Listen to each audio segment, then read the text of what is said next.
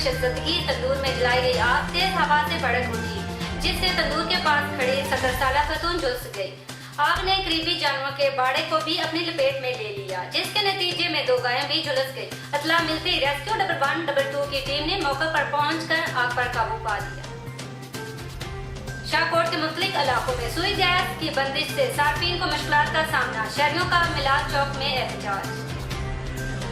महसिन वाही इलाके खानपुर के नौजवान ने मनफरद अवामी अदालत की बुनियाद रख दी।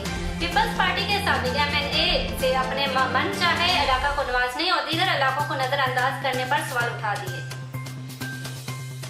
रहीम यार खान मिल्लत रोड पर वहीद मेडिकोज पर असिस्टेंट कमिश्नर राबिया रमजान की क़यादत में सरकारी टीम का छापा। कई सालों से बगैर डॉक्टर के चलने वाले क्लिनिक को सील कर दिया गया।